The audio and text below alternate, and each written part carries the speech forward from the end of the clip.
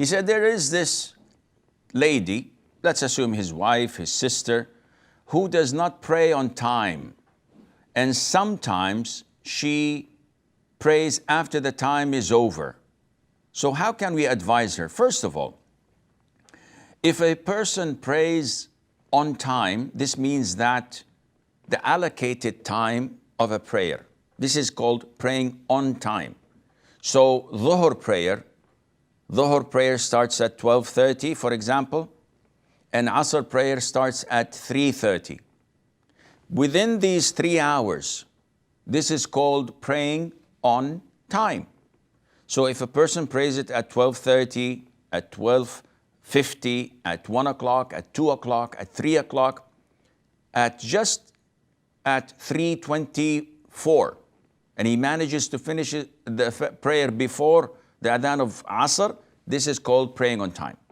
So you and I have no right to go and complain to people, you're not praying on time, you're doing this. Yes, it's best to pray at the beginning of the time, mainly speaking, if a person is having a habit of maybe skipping prayer because of such delays.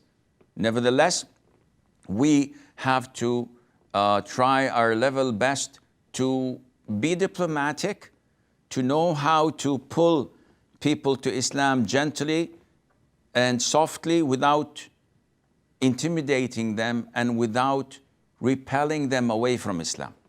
Sometimes it's our own way of da'wah that repels people away from Islam, our harshness, our rudeness. Our Prophet ﷺ was described to be gentle. فَبِمَا رَحْمَةٍ مِّنَ اللَّهِ لِنْتَ لَهُمْ. It is by the mercy of Allah that you're soft to them. Had you been rude, hard-hearted, they would have gone away from you and not come to listen and learn from you. So you try your level best to give da'wah nicely. Now, if a person is reminded to pray and he says yes, inshallah, procrastinates and says, okay, and then Asr adhan is called.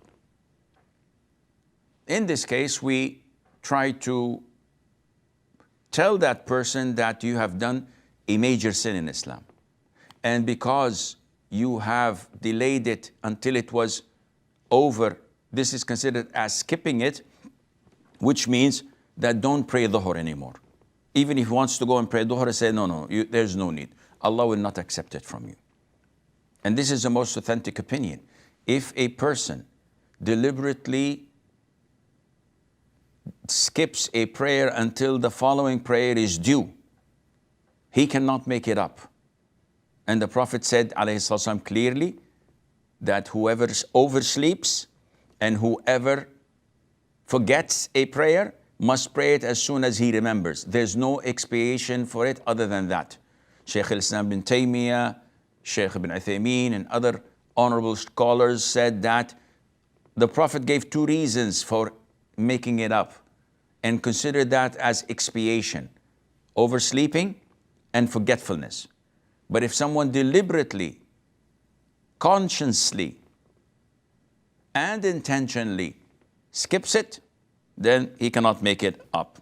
So tell them that this is a serious offense, and tell them that some scholars even went to the extent that it would be an act of kufr to do that deliberately, and may Allah Azza wa Jal protect us all.